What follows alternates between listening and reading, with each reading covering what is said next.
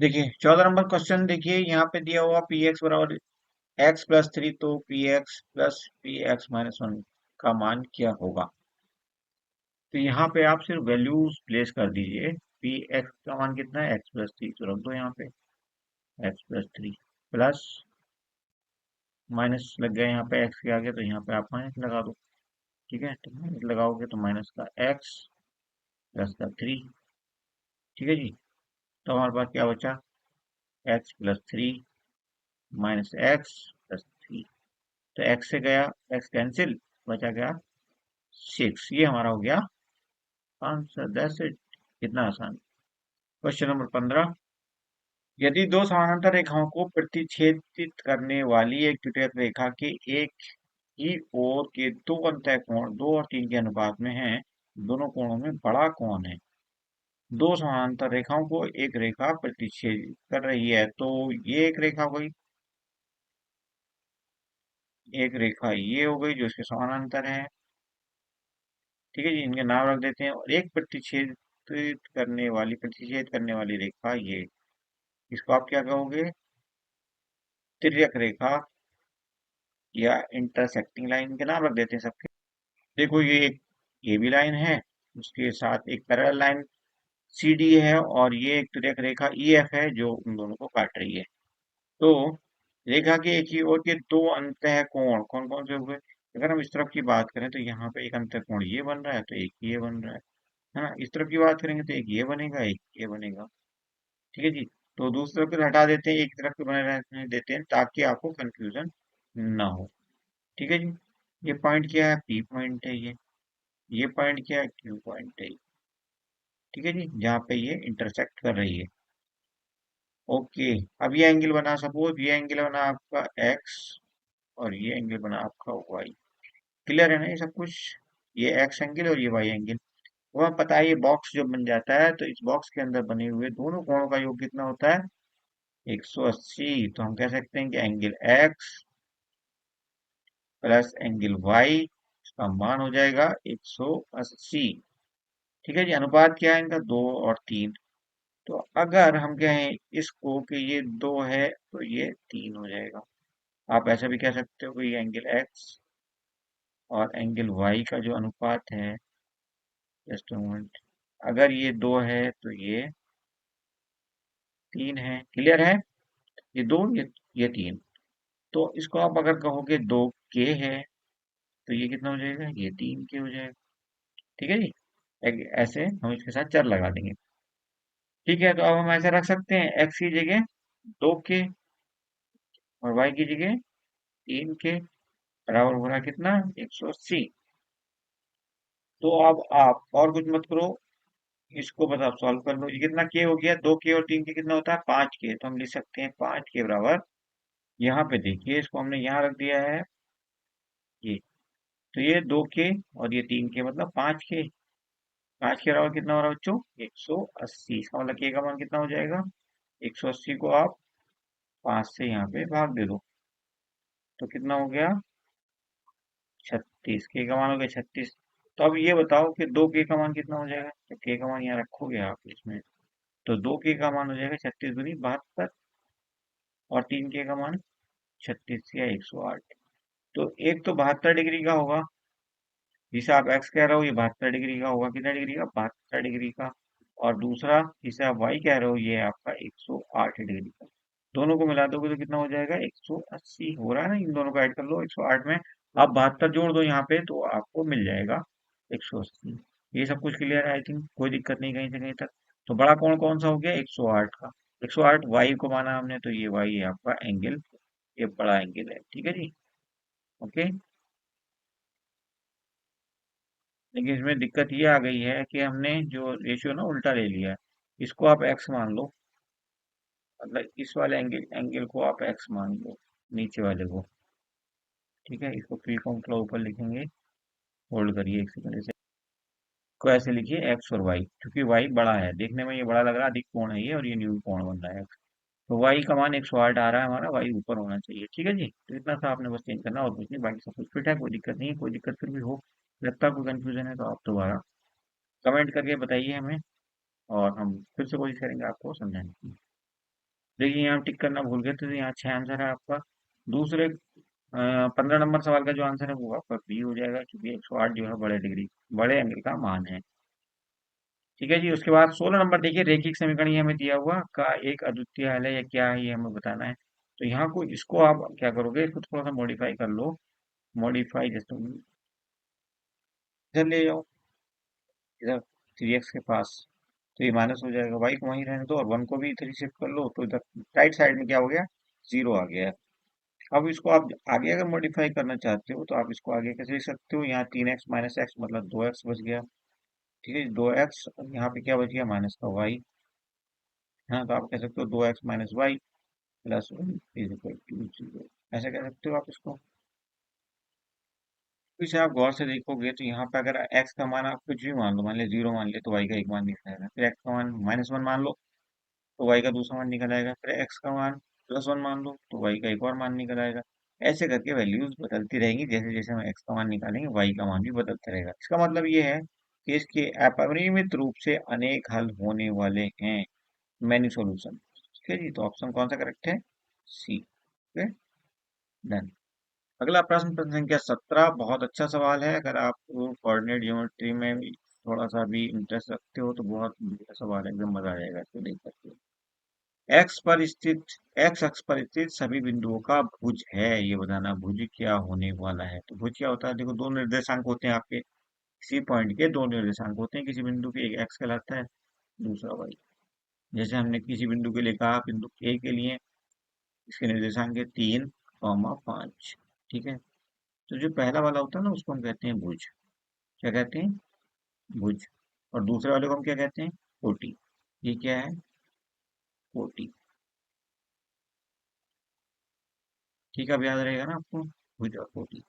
Okay, ये आपके लिए ये एक्स कोऑर्डिनेट है, इसको आप एक्स कोऑर्डिनेट भी कहते हो, और इसको क्या कहते हैं, वाई कोऑर्डिनेट भी कहते हैं। ठीक है जी, इसको एब्सिसा भी कहते हैं और इसको ऑर्डिनेट भी कहते हैं। ठीक है, तो ऐसे कर कई नाम होते हैं। अगर आपको ज़्यादा डिटेल में चाहिए तो आप हमारा कोऑर्डिनेट ज्योमेट्री वाला चैप्टर 3 वाला वीडियो देख लेना, उसमें आपको और ज़्यादा क्लैरिटी मिल जाएगी। इस ढंग से हम देख सकते हैं, ये हमारा कार्तीय तल है जिसमें एक्स वाई एक्सिस आप देख रहे हो, एक्स और वाई एक्स को देख रहे हो। और यहाँ पे सपोज हमने एक पॉइंट ले लिया है, पॉइंट ए, यहाँ पे ले लो आप पॉइंट बी। हाँ, एक्स एक्सिस पे स्थित पॉइंट्स हमारे। तो सब बिंदु का भुज क्या होता है, भुज और कोटि दो चीज होती है। तो यहाँ पे भुज जो होता है, पहला वाला कोऑर्डिनेट होता है, ये वाई एक्स से उसकी दूरी होती है। ठीक है, इसको हम कहते हैं एक्स। ठीक है, ये कहलाता है भुज। और दूसरा जो कोऑर्डिनेट होता है, चूंकि ये वाई एक्स एक्सिस पे बेस्ड है, तो इसको हम कहेंगे 0। कोटि तो हो गई 0, लेकिन जो भुज है उसको हम कहेंगे एक्स। दिक्कत ये है कि x के बदले हम कुछ भी मान रख सकते हैं, इसलिए यहाँ पे आंसर क्या बनेगा आपका, कोई भी संख्या आपका आंसर है। 1 हो सकता है, 2 हो सकता है, 3 हो सकता है, 4 हो सकता है, 5, कुछ भी संख्या यहाँ पे x के बदले आप रख सकते हो, इसी को हम कह रहे हैं भुज। ठीक है जी, अगर हमने यहाँ रखा 3 और दूसरा कोऑर्डिनेट तो हमें पता है कि ऐसे केस में 0 ही रहेगा, तो ये 3 हमारा क्या है, ये हमारा भुज है। सवाल आई थिंक काफी क्लियर हो गया होगा आपको, फिर भी कोई दिक्कत हो तो कमेंट जरूर करना। देखिए नेक्स्ट सवाल जो है हमारा वो क्या कह रहा है कि आपका ये 2√3 प्लस √3 किसके बराबर होने वाला है। तो ये भी बेहद आसान सवाल है, अगर आपने पहले से हमसे पढ़ रखा है तो फिर इसमें कुछ भी नहीं है, हमने सैकड़ों सवाल आप लोगों को कराए हुए हैं। अगर आपने नहीं पढ़ा तो आप समझ लीजिए कि आपको समझ में आ जाएगा 100%। ठीक है जी, यहाँ पे देखो √3 दोनों जगह पे है, तो √3 हम क्या करेंगे बच्चा, कॉमन ले लेंगे। √3 जो चीज हम कॉमन लेते हैं उसको हम उससे हम पहले वाले को भाग देंगे। पहला पद हमारा ये 2√3। अब 2√3 को अगर आप भाग दोगे किससे, √3 से, क्या है हमारे पास कॉमन, √3 है, तो √3 से √3 कटेगा, बचेगा क्या हमारे पास, 2। यहाँ लिख देंगे ब्रैकेट के अंदर 2। उसके बाद साइन कौन सा है, ये प्लस का, तो प्लस का साइन यहाँ लगाएंगे हम। और उसके बाद √3 है, तो √3 को आप √3 से अगर भाग दोगे तो आपको क्या पता है, क्या मिलेगा, 1। ठीक है, तो हर चीज हम आपको करके दिखा रहे हैं। आगे देखिए यहाँ पे क्या होने वाला है, √3 तो ऐसे ही रहेगा भाई, और ये अंदर ब्रैकेट 2 + 1 कितना हो जाएगा, 3। 3 हो जाएगा, 3√3, इसको आप ऐसे लिख सकते हो, 3√3, और ये होगा आपका आंसर। कहाँ पे दिया है ये आपको, ऑप्शन सी में। डन है, तो ऑप्शन सी आपका आंसर है। ये वीडियो खास तौर पर हम उन बच्चों के लिए बना रहे हैं जिन्हें लगता है कि उनका पास होना मुश्किल है। हम कोशिश कर रहे हैं कि वो 100% पास हो जाए, और अगर वो दिल लगा कर वीडियो देखेंगे डेफिनेटली पास हो जाएंगे, अच्छे नंबरों से पास होंगे। ओके, नेक्स्ट देखिए 19 से 20 के लिए क्या है हमारे पास निर्देश अभी तक दिया है हमें कोई, साथ ही साथ कारण भी दिया है, और हमें पता लगाना कौन कौन से सही है और कितने सही है। यानी कि व्याख्या सही हो रही है नहीं हो रही, दोनों चीजें, मतलब कारण और अभिकथन दोनों अलग अलग सही है या नहीं है, कोई गलत है तो फिर आंसर बदल जाएगा आपका। जैसे यहाँ पे सी में आप लगाओगे, सी ऑप्शन तब लगाओगे जबकि आपको पता है कि अभिकथन ए तो सत्य है लेकिन कारण असत्य है। अगर इसका उल्टा मामला है तो फिर आप डी ऑप्शन को चुनोगे। ठीक है जी, अगर दोनों सही है, ए भी आर भी सही है, लेकिन आर ए की सही व्याख्या नहीं करेगा तो ये बी ऑप्शन करेक्ट हो जाएगा, व्याख्या भी कर दी उसने तो ए ऑप्शन करेक्ट हो जाएगा आपका। तो इस ढंग से आपके आंसर्स चलेंगे, ये ध्यान से देखकर ही आपको सोच समझ करके आंसर करने हैं। गलती हो सकती है जरा सी, जल्दबाजी में आप उससे कुछ आंसर कर सकते हो। अभिकथन देखिए 0.329, एक शांत दशमलव, बिल्कुल शांत है। कैसे शांत है भाई? क्योंकि इसके बाद 9 के बाद कुछ भी नहीं आ रहा है, ना तो यहाँ बार आ रहा है ना कोई नंबर आ रहा है, इसका मतलब शांत है। बिल्कुल सही बात है, एक अभिकथन बिल्कुल सही है, स्टेटमेंट हमारा बिल्कुल सही है। कारण क्या है, रीजन? वह दशमलव जिसमें कोई अंक या अंकों का समूह आवधिक रूप से दोहराया जाता है उसे हम आवर्ती या अशांत आवर्ती दशमलव कहते हैं। बिल्कुल सही बात है, ये भी सही है। और ये सही व्याख्या भी है, तो ऑप्शन कौन सा करेक्ट हो जाएगा आपका? ए। ठीक है जी, पहला वाला ऑप्शन करेक्ट है। दूसरा देखिए 20 नंबर सवाल क्या कहता है। 20 नंबर सवाल में अभिकथन बिंदु से अपरिमित अपरिमित रेखाएं गुजरती हैं। हाँ बिल्कुल गुजरती हैं, बहुत सारी रेखाएं गुजर सकती हैं बिंदु से।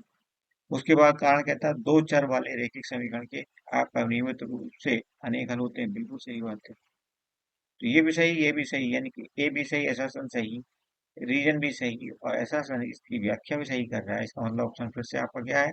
ए। ये आपका आंसर है। ठीक है जी, तो 19 में भी आंसर ए है, 20 में भी आंसर ए है। और अब देखिए हम पहुंच गए हैं खंड बा में, सेक्शन बी में हम आ गए हैं, सेक्शन बी में पहुंच गए हैं। और यहाँ पे आके हम कुछ चमत्कार करने वाले हैं। यहाँ पे जो सवाल आपके आने वाले हैं वो कैसे होंगे, वो 2 नंबर के होंगे अब। ठीक है जी, प्रत्येक प्रश्न 2 अंकों का है, तो थोड़ा सा डिटेल में देना पड़ेगा आपको। 2 और 3 के बीच एक परिमेय संख्या और एक अपरिमेय संख्या बतानी है। जब आप परिमेय संख्या की बात करते हो, ये 2 है ये 3 है। ठीक है जी, तो परिमेय संख्या के लिए आप क्या करो, इसके नीचे 1 लगा लो और इसके नीचे भी आप 1 लगा लो। ठीक है, अब कितनी परिमेय संख्या चाहिए आपको? 1 चाहिए, तो 1 के आगे एक और लगा लो, 2 कर लो इसको। 2 से इसको ऊपर नीचे दोनों को मल्टीप्लाई कर दो। ठीक है, यहाँ भी यही करना है आपने। जितनी भी संख्याएं चाहिए उससे एक ज्यादा आप कर लोगे। ठीक है, 2 चाहिए होती तो 3 से ऊपर नीचे गुणा करते दोनों को, 4 चाहिए होती तो 5 से करते। ठीक है, जब फिलहाल हमने 2 से गुणा किया क्योंकि हमें चाहिए 2 संख्या, सॉरी एक ही संख्या।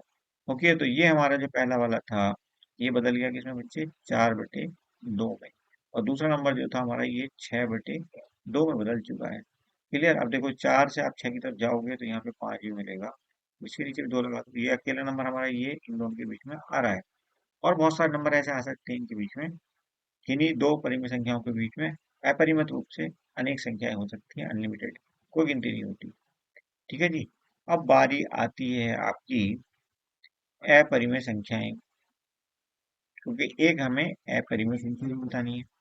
तो फिर से आप देखो इसको, थोड़ा सा ध्यान देना पड़ेगा आपको। यहाँ पे लिखा हमने 2, यहाँ पे लिखा 3, तो इसको हम क्या लिख सकते हैं? 2 को ऐसे लिख सकते हैं क्या? √4।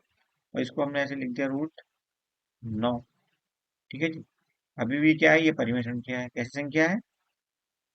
परिमेय। और ये कैसी है? ये भी परिमेय है। क्योंकि क्यों परिमेय है भाई ये इसलिए परिमेय है क्योंकि ये परफेक्ट स्क्वायर है, किसका? 2 का। और ये परफेक्ट स्क्वायर है किसका? 3 का। तो अगर हम इसका स्क्वायर रूट निकालेंगे हमें 3 मिल जाएगा, जो कि एक परिमेय संख्या है, और यहाँ पे हमें 2 मिल जाएगा, ये भी एक परिमेय संख्या है। लेकिन हम इन दोनों के बीच में चाहिए एक अपरिमेय संख्या। तो आप देखो √5 इन दोनों के बीच में आता है क्या? 4 और 9 के बीच में बिल्कुल आता है। √6 भी आता होगा, आपको पता है। √7 भी आता है, और √8 भी आता है। ये सब की सब संख्याएं क्या है? अपरिमेय। अपरिमेय संख्याएं क्यों अपरिमेय? क्योंकि उनका परफेक्ट स्क्वायर नहीं, रूट नहीं निकलेगा, इनका आंसर आपको पॉइंट में मिलेगा। और ऐसी संख्याएं जो है, क्योंकि शांत नहीं होता वो नंबर, तो इसलिए ऐसी संख्या को हम मानते हैं क्या? अपरिमेय संख्या। अपरिमेय। आई होप क्लियर हो गया अब आपको। चलिए, अब किसी को डाउट नहीं होना चाहिए। आपको अपरिमेय संख्या कौन सी मिल गई? √5 मिल गई। चाहो तो √6 भी लिख सकते हो, √7 और √8 भी लिख सकते हो, ठीक है जी। और परिमेय संख्या भी हमने आपको बता दी। उसके बाद अथवा करके एक और प्रश्न दिया हुआ है, इस अथवा को भी निपटा देते हैं। हर एक सवाल हम पूरी कोशिश कर रहे हैं कि पूरी क्लैरिटी मिले आपको। भले ही टाइम लग रहा है, वीडियो लंबा हो रहा है, बट कोई दिक्कत नहीं। जो बच्चे भी आज की डेट में परेशान है एग्जाम को लेकर, वो परेशान नहीं होने चाहिए वीडियो को देखने के बाद। अब देखो 0.1 और 0.11 के बीच दो परिमेय संख्या हमें बतानी है, तो हम इनको क्या लिख सकते हैं? 0.1 हमने यहाँ लिखी और 0.11 हमने यहाँ लिख दी। यहाँ तक किसी को कोई दिक्कत नहीं होनी चाहिए ना। इसको थोड़ा सा और सही से लिख देते हैं। 0.1। अब इसको आप क्या लिख सकते हो? पॉइंट अगर आप हटाओगे तो इसको आप क्या लिख सकते हो? पॉइंट के बाद एक स्थान, एक ही अंक है ना, तो मतलब इसको हम 1/10 लिख सकते हैं। और इसको कैसे लिखेंगे पॉइंट हटा करके? पॉइंट के बाद दो अंक हैं, तो 1/100 लिख दो। तो ये पॉइंट हट गया है और नए रूप आ गए हैं संख्याओं के। इसका रूप ये, ठीक है जी, और इसका रूप क्लियर। अभी अपना आप में परिमेय संख्या ही हो गई, ठीक है जी। P/Q के रूप में लिखिए ये भी, और ये भी P/Q के रूप में लिखिए। तो ये दोनों अपने आप में परिमेय संख्याएं हो चुकी हैं अब, ठीक है जी। आगे देखिए अगला सवाल क्या कहता है। कितना तक काम करना है आपने बस, और आपको 2 नंबर मिल जाएंगे, ठीक है। आगे देखते हैं। 22 नंबर प्रश्न कहता है एक त्रिभुज के कोण 2, 3 और 4 के अनुपात में त्रिभुज के कोण हमें वास्तविक रूप से पता करने हैं, कितने कितने कितने होने वाले हैं ये, ठीक है जी। तो बहुत आसान सवाल है, ऐसे सवाल हमने कल भी देखा था एक इसी पेपर में, इसी मॉडल पेपर में। तो ये हमारा ट्राइंगल बन गया है। हमें अनुपात दिया है 2, 3 और 4 का, तो हम कहेंगे एक 2 है कोण, दूसरा 3 है, तो तीसरा क्या है? 4। इसको अगर आप 2 के लिखोगे तो इसको 3 के लिख सकते हो, और इसको आप 4 के भी लिख सकते हो। ये तो हमने आपको पहले ही बता दिया है, कई बार ऐसा हो चुका है, इस तरह के प्रश्न आ चुके हैं अनुपात वाले, ठीक है जी। अगर आप इन तीनों को आप जानते हो कि त्रिभुज के 3 कोण, एक ये हो गया, एक आपका ये हो गया, एक ये हो गया, तीनों का अनुपात क्या होता है बच्चा? तो सॉरी, तीनों का जोड़ कितना होता है? 180, ठीक है। तो हम कह सकते हैं कि इन तीनों का जोड़ कितना हो जाएगा? 180, यानी कि 2 के प्लस 3 के प्लस 4 के अगर हम जोड़ दें इन तीनों को, तो ये आपका 180 हो गया। 2, 3, 5 और 4 9, 9 के बराबर 180। तो बच्चा के बराबर कितना हो जाएगा? 180/9, यानी कि के बराबर 20। डन, यहाँ तक कोई दिक्कत है? के का मान कितना आ गया? 20। हमसे क्या पूछा है? त्रिभुज के कोण अलग अलग बताने हैं। तो जो 2 के था वो किसके बराबर हो जाएगा? 2 के बराबर 2 गुणा के का मान है 20, तो कितना हो गया? 40, ठीक है जी।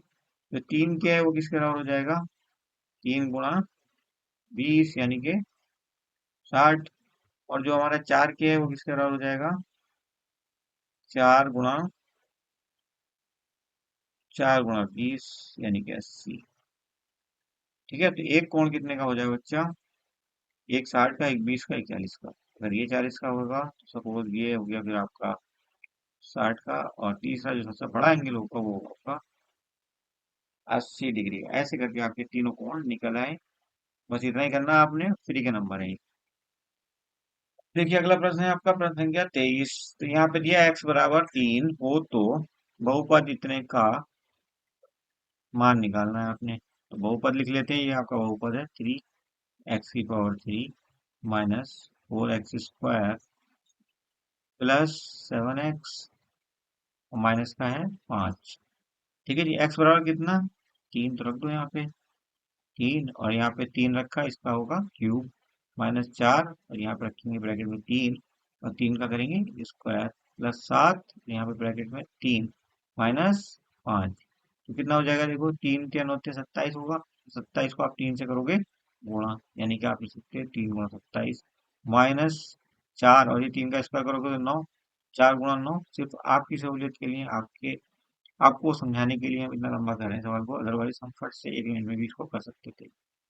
प्लस 7 और 3 का हम गुणा करेंगे, कितना हो जाएगा? 21, माइनस हो जाएगा 5। अब बताओ कितना हो गया? ये 81। ये कितना हो जाएगा? 36, यहाँ पे कितना हो गया 21, और माइनस का हो गया 5, माइनस माइनस के एक साथ कर लो, और प्लस प्लस वालों को एक साथ कर लो, ये प्लस का है और ये प्लस का, तो ये कितना हो जाएगा 102, माइनस 36 5 41। ठीक है, तो ये 36 5 41 माइनस का हो गया, बचा कितना यहाँ पे 61, और ये हो गया आपका आंसर, दैट्स इट। देखो बच्चों, आपको अगर कोई दिक्कत हो अभी भी कमेंट कर देना, हमने 100% कोशिश की है कि आपको बिल्कुल क्लैरिटी के साथ बताया जाए। कई कई जगह तो हम हर पॉइंट को दो दो बार क्लियर करने की कोशिश करते हैं। 24 नंबर सवाल बेहद आसान। आपको क्या दिया गया है यहाँ पे, √45, हम लिख लेते हैं पहले से। ये हमने लिख लिया है, पहली लाइन आप ऑरेंज कलर से देख रहे हैं। दूसरी लाइन में हमने क्या किया, √45 को तोड़ा 9 और 5 में, ऐसे ही √20 को तोड़ा 4 और 5 में, और इसको आपने ऐसा ही रहने दिया, नीचे ऐसे ही रख दिया। ठीक है जी। तो अब √9 आ गया यहाँ पे, √9 का मतलब क्या हुआ 3, तो 3 बाहर आ गया, अंदर क्या रह गया √5। ठीक है, ऐसे ही यहाँ पे देखेंगे आप, 4 में से क्या मिला आपको, 2 बाहर, 3 पहले से ही बाहर है, 3 गुणा 2 बाहर हो गया, अंदर बचा √5। यहाँ पे 4 √5 ऐसे ही रहने दो, कुछ करने की जरूरत नहीं है। अब देखो 3 √5 यहाँ पे, यहाँ कितना हो गया 6 √5, इसको भी लिख दो आपकी सुविधा के लिए, वरना तो यही हो सकता था। ठीक है, इसको आप ऐसे लिख सकते हो, प्लस 4 √5 आपने लिख दिया। ठीक है जी। ओके, सॉरी ये बीच वाला माइनस का है, वही साइन गलत हो गया, ये ना बीच वाला माइनस का है। ओके चलिए, तो हमने कहा यहाँ पे √5 है, यहाँ पे √5 है, यहाँ पे √5, तो √5 मतलब 3, रूट में कोई भी संख्या हो उसको आप गाय मान लो। तो 3 गाय यहाँ पे थी, 4 गाय हमारे पास और थी, 7 गाय हो गई हमारे पास, लेकिन 5 गाय तो हमारी उधार की थी, तो हम लोग वो देती, तो बची कितनी गाय भाई, 7 में से 6 चली गई, तो कितनी बची, एक गाय बची, यानी कि आप इसे ऐसे लिख सकते हो 1 √5, या फिर आप इसको खाली √5 लिख दो, क्योंकि एक को लिखना जरूरी नहीं होता है, बल्कि अच्छा भी नहीं बनाया था। तो √5 आपका हो गया फाइनल आंसर। डन, ये आपका है फाइनल आंसर। ओके, अब देखिए 25वां सवाल कहता है m के किस मान के लिए ये कोई बहुपद दिया है, इसमें x+2 से ये विभाजित है। क्योंकि ये x+2 से विभाजित है, इसका मतलब x+2 इसका भी गुणनखंड है, यानी कि आप ऐसे लिख सकते हो x+2 = 0। तो यहाँ से हमें क्या मिल जाएगा, x का मान x बराबर -2। अब इस वैल्यू को आप उठा लो, और उठा करके कहाँ रख दो, इस इक्वेशन में वापस रख दो। तो हमें दिया गया x³ -2mx² +16। ठीक है, ये हमें दिया गया है, इसको उठा लो आप। आई थिंक यहाँ तक किसी को कोई दिक्कत नहीं है। चलिए इसको कर देते हैं ऐसे 0। अब यहाँ पे हम वैल्यू रख देते हैं x के बराबर -2, x के बदले -2 रख दो, तो ये -2, और ये हो गया इसका क्यूब, -2, m को m लिखा रहने देते हैं, x के बदले फिर से -2, और कर देंगे स्क्वायर, यहाँ प्लस का हो गया 16 = 0, कोई दिक्कत नहीं होनी चाहिए। अब यहाँ पे पावर कैसी है बच्चा, ये है आपकी ऑड नंबर, जब कभी माइनस ब्रैकेट के अंदर हो और ऑड नंबर आपको एज ए पावर मिल रहा हो, तो माइनस चलेगा, माइनस खत्म नहीं होगा। तो माइनस का क्या बन जाएगा, ये माइनस का 8 बन जाएगा, क्योंकि आपको पता है 2 का घन कितना होता है, 8 होता है, 2 का क्यूब 8 होता है। माइनस यहाँ पे क्या लिखोगे आप, 2 तो पहले से ही, और यहाँ से क्या मिला हमें। अब देखो इस बार पावर कैसी है, ये पावर आपकी ऑड नहीं है, इवन नंबर है। जब भी कभी इवन नंबर पावर बनेगी किसी माइनस की संख्या की, तो माइनस अपने आप में खत्म हो जाएगा, मतलब यहाँ से सिर्फ हमें 4 मिलेगा प्लस का, यहाँ से क्या मिलेगा, 4 मिलेगा प्लस का, और यहाँ 2 है, तो 4 दूनी 8 हो जाएगा। ठीक है जी, 4 दूनी 8 हो जाएगा, और 8 m हो जाएगा, और आगे दिया है हमें 16, 16 को ऐसे रखा रहने दो, = 0। तो देखो कितना बचा, माइनस का 8m, और यहाँ प्लस माइनस हो जाएगा, 16 में से 8 गया, प्लस का 8 = 0, यानी कि -8m माइनस का 8, तो m माइनस से माइनस कट गया, 8 से 8 कट गया 1, तो हमका मान कितना आ गया 1। तो इस ढंग से आप इस सवाल को आंसर करेंगे। ये भी आपके बहुत ही बढ़िया बढ़िया सवाल हैं, और आप पूरे नंबर आसानी चला सकते हो ऐसे। अब हमारे पास आ गया है खंड 7, 26 से 31 तक के 5 सवाल यहाँ पे हैं, और एक सवाल कितने का है, 3 नंबर का। थोड़ा सा बड़ा आंसर करना पड़ेगा आपको कंपेरेटिवली, थोड़ा सा डिटेल में सॉल्यूशन देना पड़ेगा। और तो यहाँ पे आप देख रहे हो क्या क्या है हमारे पास, गुणनखंड करा रहा हमसे, तो फिर से हम गुणनखंड करेंगे फट से। देखो इस बीच वाले टर्म को देखो, हम बता देते हैं तरीका क्या होता है इसको करने का। और इसको देखो, और इसको देखो, यहाँ पे क्या लगा, एक्स का गुणांक क्या है, सबसे पहले ये पहचानो, वन है यहाँ पे। एक्स का गुणांक क्या है, वन। वन को लिखा नहीं जाता, ठीक है जी। तो एक्स का जो भी गुणांक हो, इसको हम वैसे ए कहते हैं। ए के साथ हम किसका गुणा करेंगे, जो लास्ट पर दिया हुआ है, सी। ए को आप सी के साथ गुणा करोगे, सी क्या है, 18 है, तो क्या मिलेगा आपको, 18। इसका मतलब आपने बीच वाला जो टर्म है, ये 9x, इसको आप तोड़ोगे और कोई रंग से तोड़ोगे, जो अंक आने वाले हैं यहाँ पे, उनका गुणनफल कितना हो, 18। तो 6 और 3 में तोड़ लें, 6x और 3x में तोड़ लें, हाँ। 9x वैसे लिख सकते हैं हम, 6x प्लस 3x। चलो ऐसे लिख लो, कोई दिक्कत नहीं, ठीक है जी। तो हम कह सकते हैं कि x square plus 6x plus 3x plus 18, ये हमारा समीकरण हो गया, बहुपद हो गया। ठीक है, बाकी मिटा देते हैं उसके यहाँ से। ठीक है, डन हो गया। उसके बाद देखो, उसके बाद आपने क्या करना है, यहाँ और यहाँ देखो, ये दो टुकड़े हो गए सवाल के। पहले टुकड़े में देखो क्या कॉमन है, एक्स कॉमन है, तो यहाँ पे हम एक्स ले लेंगे ब्रैकेट के बाहर, और इस एक्स से पहले वाले को भाग देंगे, इसको एक्स स्क्वायर को, क्या मिलेगा, एक्स। प्लस का साइन है तो प्लस का साइन लगा देंगे। उसके बाद इस 6x को भी ऐसे ही करेंगे, किससे भाग देंगे, जो हमने कॉमन लिया। क्या कॉमन लिया हमने, हमने कॉमन लिया था एक्स, तो एक्स से एक्स कट जाएगा, बचेगा क्या, 6। ये 6 भी हम यहाँ लिख देंगे, ब्रैकेट हो गया क्लोज। अब बचा हमारा ये प्लस का साइन, इसको लिखेंगे हम यहाँ पे। उसके बाद यहाँ देखो 3x है और ये 18, क्या कॉमन आ रहा है, 3 कॉमन आ रहा है। 3 बाहर लिखेंगे, फिर से वही करने वाले हैं हम। इस बार हम 3x को, जो पहला पद है उसको हम 3 से डिवाइड करेंगे, क्योंकि 3 हमने कॉमन ले लिया।